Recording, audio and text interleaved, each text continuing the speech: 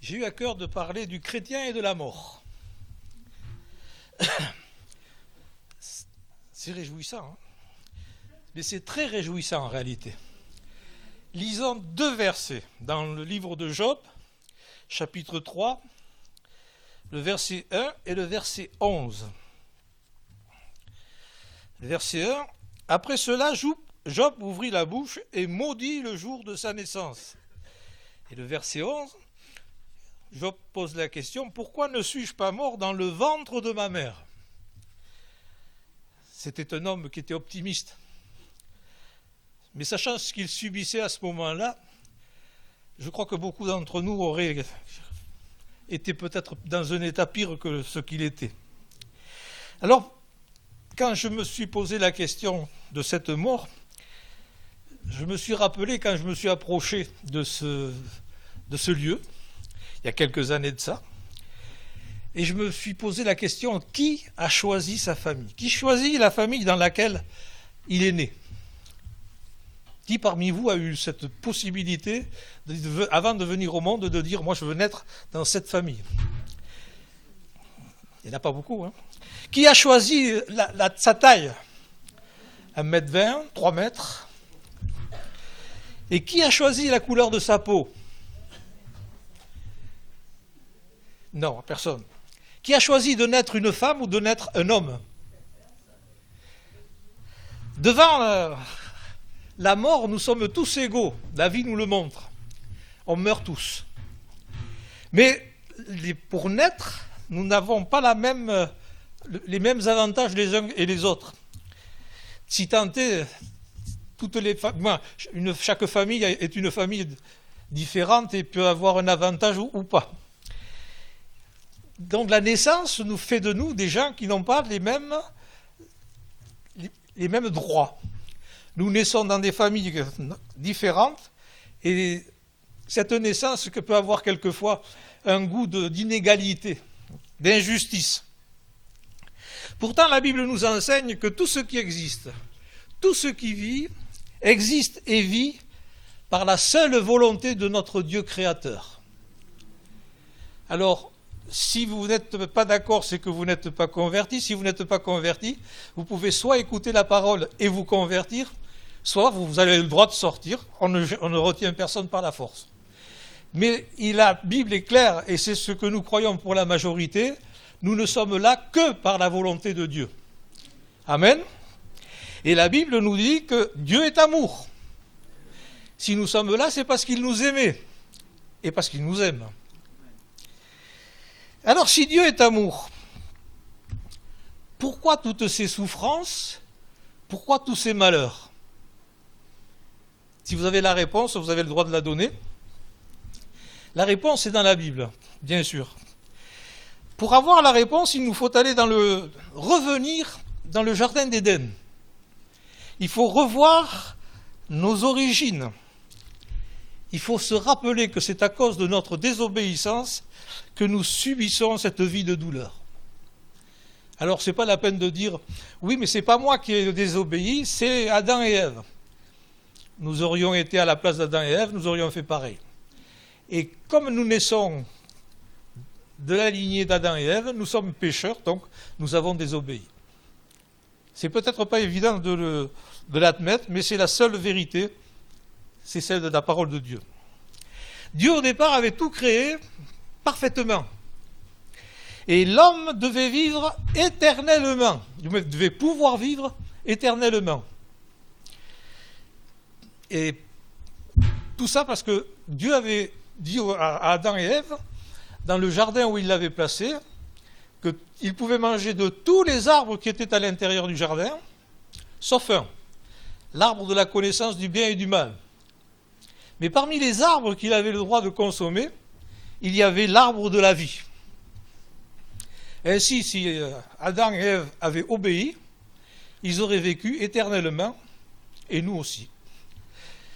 Mais pour le moment, nous sommes issus de parents qui ont désobéi, qui ont commis le péché qui fait de nous des pécheurs et qui nous condamne à la mort éternelle.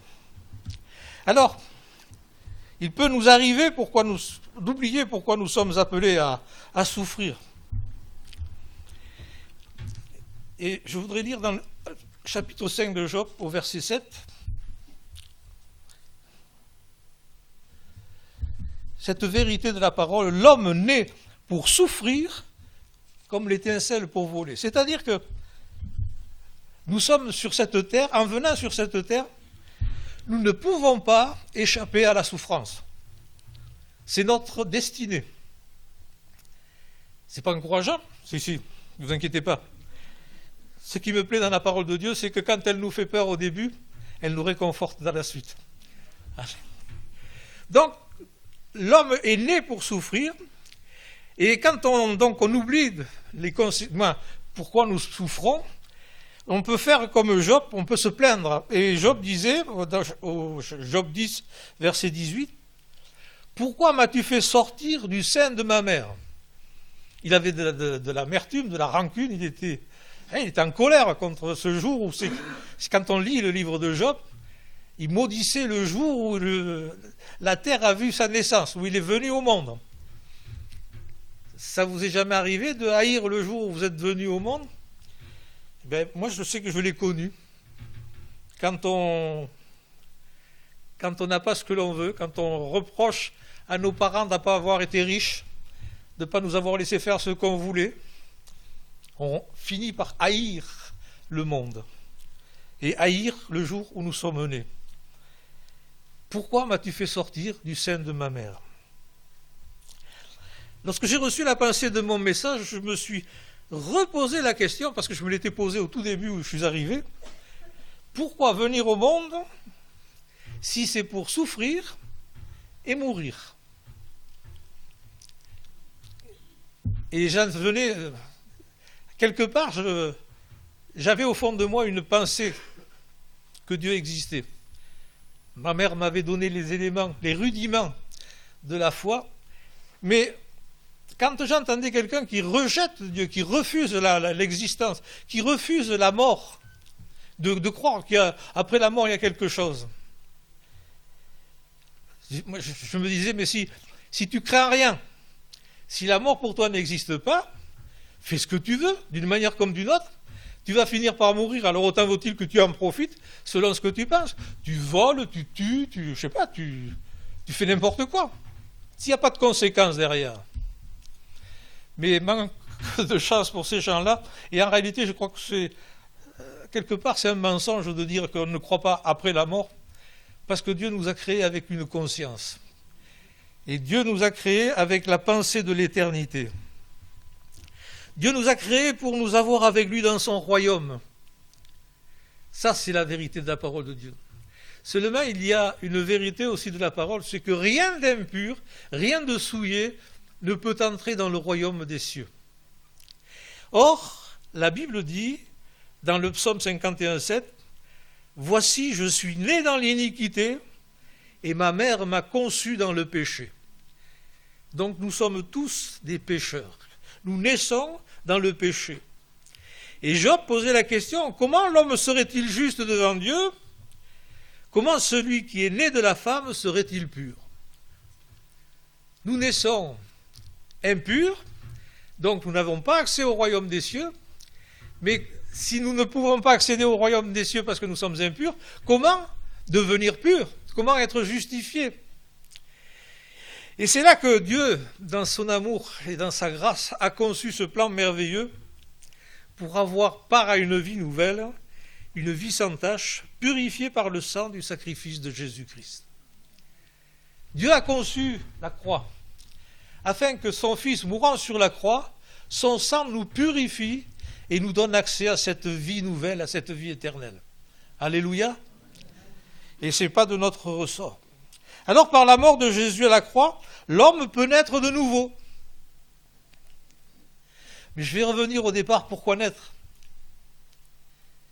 Parce que pour naître de nouveau, je ne sais pas, moi c'est mon français, pour naître de nouveau, il faut déjà avoir eu une vie. Il faut déjà avoir été né. Vous êtes d'accord avec moi? Donc pour que nous puissions naître de nouveau, il nous faut il nous faut naître une première fois.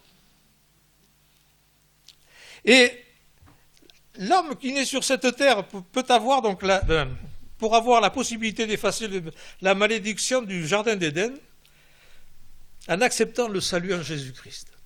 Donc on peut naître de nouveau, il nous faut naître, mais pour naître de nouveau, il nous faut accepter le sacrifice de Jésus-Christ à la croix. Il nous faut accepter Jésus dans notre vie, dans notre cœur. Et je vais relancer l'appel ce matin. Si vous n'avez pas encore fait la paix avec le Seigneur, si vous pensez qu'après la mort, il y a quelque chose, une vie, alors acceptez Jésus dans votre vie ce matin, ne tardez plus. Parce que si nous ne naissons pas, donc il nous faut naître d'abord. Mais si nous ne naissons pas, qu'est-ce qui va se passer? Si nous ne naissons pas à cette terre, qu'est-ce qu'il se passe? Il se passe que nous ne connaîtrons jamais la vie dans le ciel, dans le royaume des cieux. Nous ne connaîtrons jamais la vie dans le royaume de son amour. Alors ça peut paraître étrange, mais est-ce qu'il vaut mieux n'avoir jamais existé, donc ne rien savoir, ne rien connaître, ou est-ce qu'il vaut mieux naître, souffrir, pouvoir naître de nouveau et connaître cette vie majestueuse que Dieu nous propose dans son ciel de gloire? Ce matin, au début quand je suis arrivé, j'ai discuté avec une sœur, je dis moi je suis un gourmand. Et quand on me propose quelque chose d'excellent, si j'y ai part, je ne vous laisserai pas ma part. Donc si vous aimez la vie, et si vous espérez dans une vie excellente, ce matin encore, acceptez Jésus dans votre vie. Alors pour accepter la mort, parce que le but est là, le grand principe est là, pour vivre cette vie nouvelle, il nous faut accepter la mort. Et pour accepter la mort, il nous faut comprendre ce qu'est la mort. Parce que la mort, c'est quelque chose qui fait peur. C'est un épouvantail devant nos yeux pour nous faire trembler. Lisons dans Genèse 2, 17. C'est donc l'Éternel a créé l'homme à son image et il lui dit, tu peux manger de tous les arbres qui sont dans le jardin, mais tu ne mangeras pas de l'arbre de la connaissance du bien et du mal, car le jour où tu en mangeras, tu mourras. Or, Adam et Ève ont mangé du fruit défendu. Ils ne sont pas morts. Dieu s'est-il trompé? Bien sûr que non. Car cette mort, c'est pas la mort physique, c'est une mort spirituelle. Après avoir désobéi, ils ont été chassés du jardin d'Éden et ils ont été séparés de la présence de Dieu. Et la mort qui leur était réservée, c'est la séparation d'avec Dieu. C'est ce qui s'appelle la mort spirituelle. Ainsi, tout homme ou toute femme qui encore aujourd'hui n'a pas Dieu dans sa vie est mort spirituellement. La mort physique, c'est une conséquence de la mort spirituelle. Parce qu'elle existe aussi, malheureusement, cette mort. Mais malheureusement, je ne sais pas. Je ne suis pas mort encore. C'est donc, dans Genèse 3, verset 19, l'Éternel dit à Adam, c'est à la sueur de ton front que tu mangeras du pain, jusqu'à ce que tu retournes dans la terre d'où tu as été pris, car tu es poussière, et tu retourneras dans la poussière. Donc après avoir désobéi et être mort spirituellement, la mort physique attendait Adam et Ève, la mort physique nous attend toujours, et nous retournerons à la poussière. Mais ce que nous voyons, c'est que nous sommes soumis à deux morts. Et si nous sommes soumis à deux morts, c'est parce que nous avons deux vies. On n'est pas comme les chats, n'ayez pas peur. Hein. Nous avons deux vies, une physique et une spirituelle. Une mort physique, une vie physique, une mort spirituelle, une vie spirituelle. Dans Romains chapitre 8, versets 5 à 8,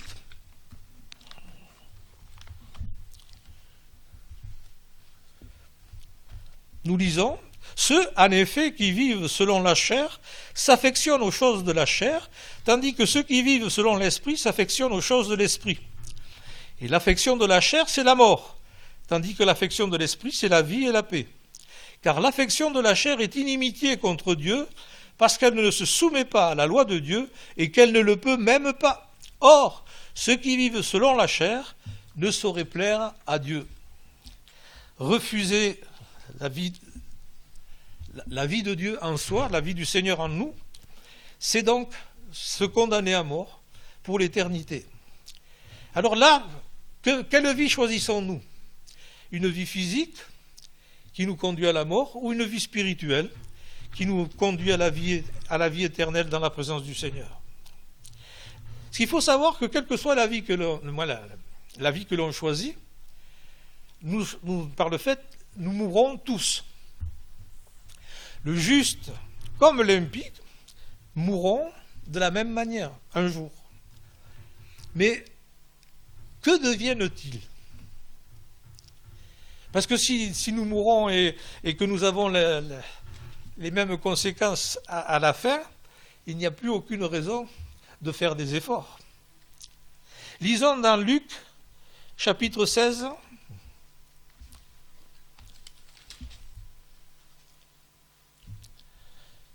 versets 19 à 26. Il y avait un homme riche qui était vêtu de pourpre et de fin lin, et qui chaque jour menait joyeuse et brillante vie. Un pauvre, nommé Lazare, était couché à sa porte, couvert d'ulcères et désireux de se rassasier des miettes qui tombaient de la table du riche. Et même les chiens venaient encore lécher ses ulcères. Le pauvre mourut, et il fut porté par les anges dans le sein d'Abraham. Le riche mourut aussi, et il fut enseveli. Dans le séjour des morts, il leva les yeux, et tandis qu'il était en proie au tourment, il vit de loin Abraham et Lazare dans son sein. Il s'écria: « Père Abraham, aie pitié de moi et envoie Lazare pour qu'il trempe le bout de son doigt dans l'eau et me rafraîchisse la langue, car je souffre cruellement dans cette flamme. » Abraham répondit: « Mon enfant, souviens-toi que tu as reçu tes biens pendant ta vie et que Lazare a eu les maux pendant la sienne. Maintenant, il est ici consolé, et toi tu souffres. D'ailleurs, il y a entre nous et vous un grand abîme, afin que ceux qui voudraient passer d'ici vers vous ou de là vers nous ne puissent le faire. » Et le riche dit: « Je te prie donc, Père, d'envoyer Lazare dans la maison de mon père, car j'ai 5 frères. C'est pour qu'il leur atteste ces choses, afin qu'ils ne viennent pas aussi dans ce lieu de tourment. » Abraham répondit: « Ils ont Moïse et les prophètes, et qu'ils les écoutent. »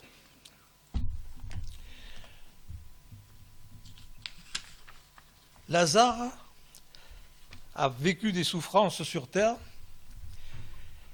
et il est mort dans la présence du Seigneur, et les anges l'ont porté dans le sein d'Abraham.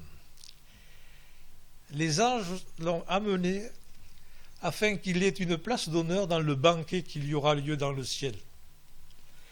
Et le riche non seulement il a été enseveli, mais il va subir les souffrances dans les flammes éternelles. J'en reviens toujours. Est-ce qu'on croit? Est-ce qu'on ne croit pas? Est-ce qu'on a reçu le Seigneur? Est-ce qu'on le rejette? Un jour, ces choses-là se révéleront, et quand nous connaîtrons la vérité, ça sera trop tard.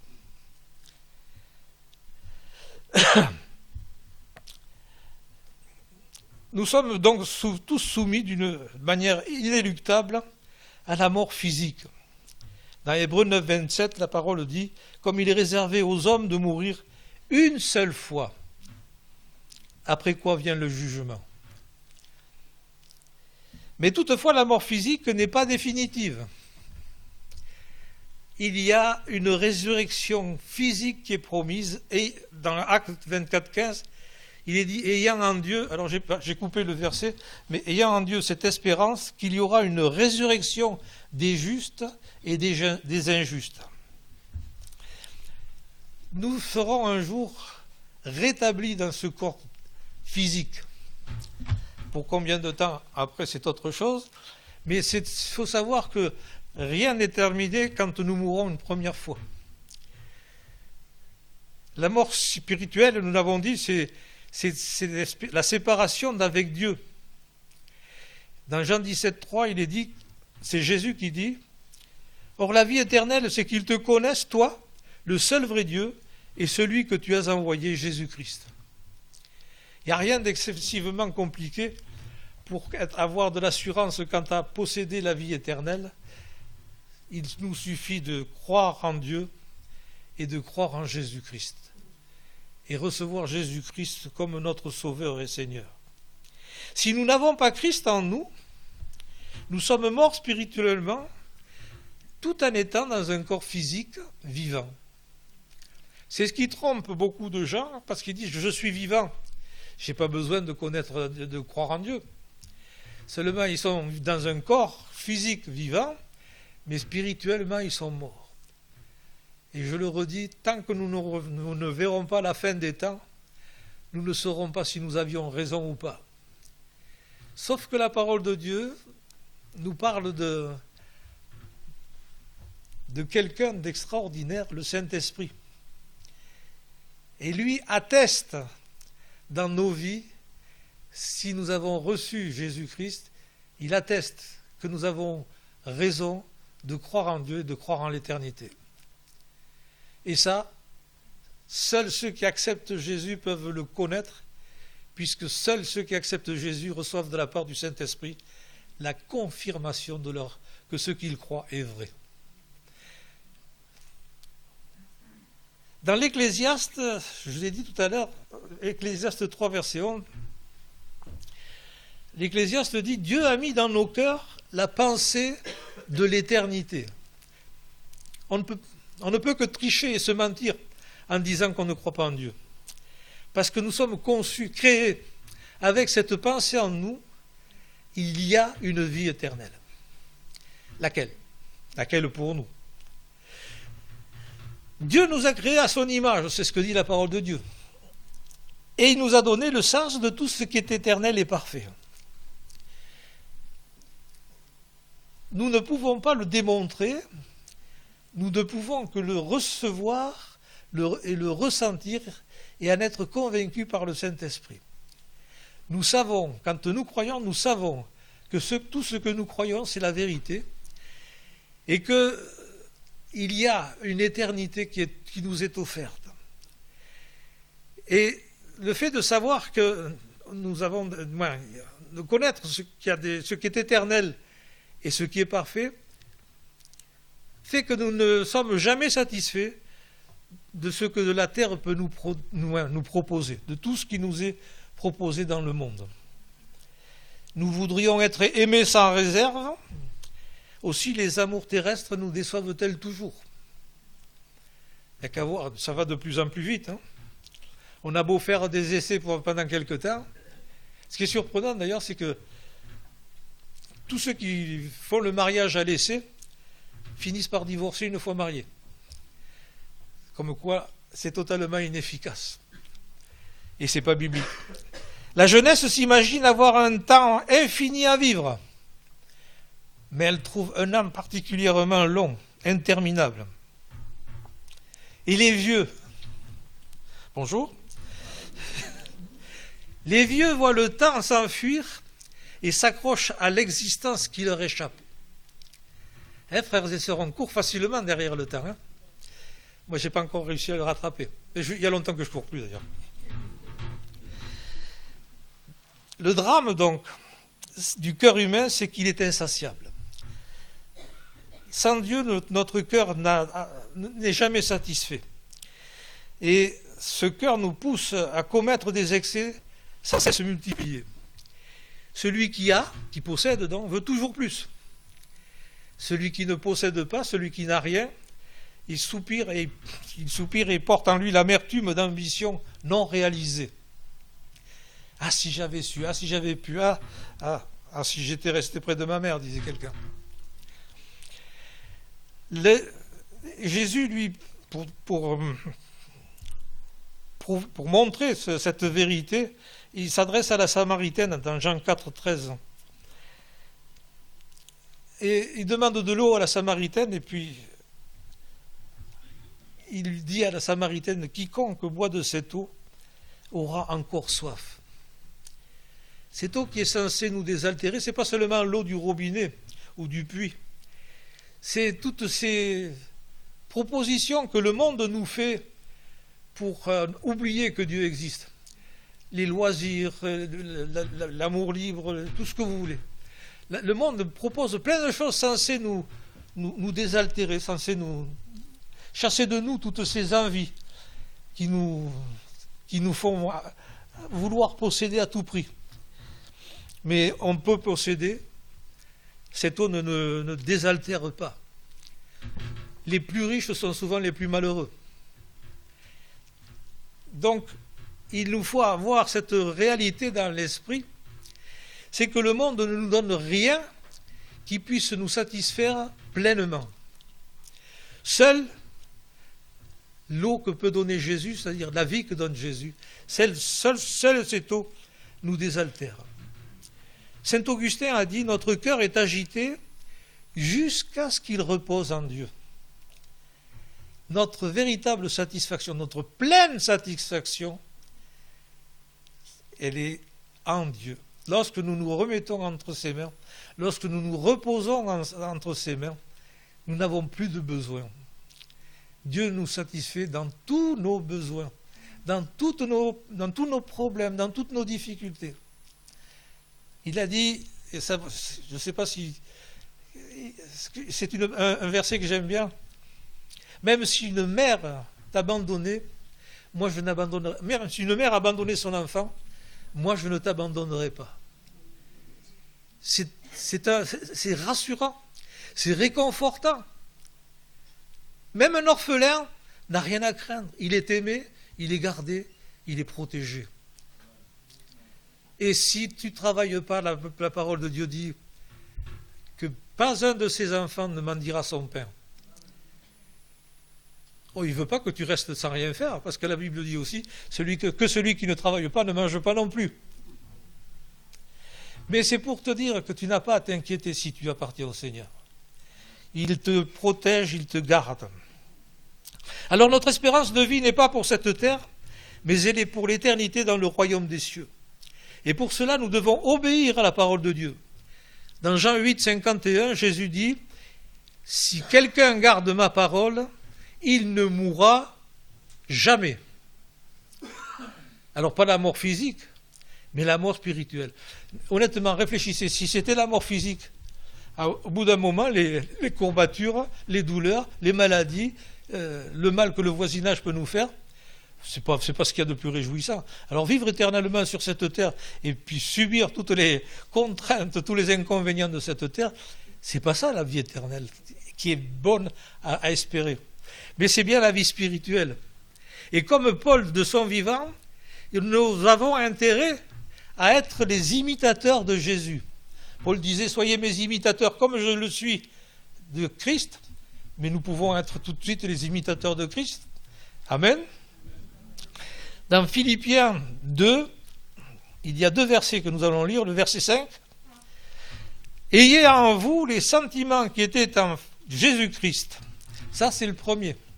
Et le verset 8, en parlant de Jésus, il dit « Il s'est humilié lui-même, se rendant obéissant jusqu'à la mort, même jusqu'à la mort de la croix. » Même le Seigneur a dû subir la mort physique. Cette mort que quelquefois nous redoutons, elle fait partie de notre vie sur cette terre. Il ne faut pas la rejeter parce que vous allez avoir des mauvaises surprises. La mort est un fait que nous ne pouvons rejeter. Et là, de Jésus, il est dit, il s'est humilié lui-même, se rendant obéissant jusqu'à la mort. Alors tout à l'heure, nous allons participer à la scène. Souvenons-nous que Jésus a dit « Je suis le pain de vie ». Ne prenons pas ces emblèmes n'importe comment. Réfléchissons à ce que nous faisons. Le pain, c'est Jésus, il dit « Je suis le pain de vie ». Et lorsque nous prendrons le vin, il nous faut aussi nous rappeler ces paroles qui sont dans l'épître de l'évangile de Matthieu, au verset 20 et au chapitre 20, verset 22. C'est quand la mère de Jacques et Jean demande à Jésus que ses deux fils soient un à droite et un à gauche de Jésus quand il sera dans son règne. Et Jésus leur dit, « Pouvez-vous boire la coupe que je vais boire ?» Cette coupe, frères et sœurs, que Jésus allait boire, contient toutes les épreuves, toutes les souffrances qu'il allait porter sur la croix. Et il nous pose la question, es-tu prêt à souffrir pour moi? Es-tu prêt à mourir pour moi, comme moi je vais mourir pour toi? Sommes-nous prêts, frères et sœurs, à mourir pour notre Seigneur? C'est pas quelque chose d'anodin, mais c'est bien la parole de Dieu qui nous enseigne cette attitude que nous devrions avoir tous, ne pas avoir peur de mourir pour le Seigneur Jésus. Et si quelqu'un a des doutes ce matin, qu'il se renseigne. Nous avons dans le monde entier des frères et sœurs qui meurent parce qu'ils refusent de renier le nom de Jésus. Nous avons des frères et sœurs qui meurent par amour pour Jésus et qui continuent de témoigner, que ce soit en prison ou sous les coups, ils continuent de proclamer Jésus-Christ le roi. Amen. La mort donc est un moment difficile dans la vie de l'homme. Mais le chrétien ne doit pas craindre la mort. Être triste et verser des larmes, ce sont des réactions naturelles. Ce sont des sentiments que Dieu nous a donnés en nous créant. Donc, ce n'est pas quelque chose d'anormal. Quand on dit « les hommes, ça ne pleure pas », Jésus a pleuré, frères et sœurs. Non, n'ayons pas peur des larmes qui coulent de nos cœurs, de nos yeux, parce que notre cœur est touché. Mais par contre, le chrétien, lui, ne doit pas craindre la mort. Entre être touché par la mort et craindre la mort, il y a une différence. La mort, pour un chrétien, c'est la porte qui s'ouvre pour nous afin d'entrer dans le royaume de ce Dieu d'amour qui nous a voulu à ses côtés pour l'éternité. Pour nous, la mort, c'est une porte qui s'ouvre vers une éternité de félicité. Alléluia. Dans l'Apocalypse 2,10, Jésus dit à l'Église, « Sois fidèle jusqu'à la mort, et je te donnerai la couronne de vie. » Amen. Alors le chrétien ne doit pas craindre la mort, parce que face à la mort, il n'est jamais seul. Et ce n'est pas moi qui l'invente. Dans le psaume 23, 4 que nous connaissons, nombreux nous le connaissons, « Quand je marche dans la vallée de l'ombre de la mort, je ne crains aucun mal, car tu es avec moi, ta houlette et ton bâton me rassurent. » Si nous sommes près de la mort, le Seigneur est là pour nous rassurer et pour nous accompagner sur le chemin qui conduit vers l'éternité. Alléluia. Alors, frères et sœurs, fortifions-nous dans la parole de Dieu, faisons grandir notre foi par la connaissance de ce que notre Dieu nous promet si nous sommes obéissants. C'est dans l'obéissance que notre foi va grandir et que nous pourrons nous approprier les promesses que Dieu fait dans sa parole. Obéissons. Ésaïe 57,2 nous dit, moi c'est l'Éternel qui dit, il entrera dans la paix, il reposera sur sa couche, celui qui aura suivi le droit chemin. Marchons dans l'obéissance, frères et sœurs, c'est jamais gratuit. Au bout, il y a toujours cette récompense glorieuse, le salut éternel. Soyons fidèles. Psaume 116, verset 15. Je l'aime bien celle-là. Elle a du prix aux yeux de l'Éternel, la mort de ceux qui l'aiment.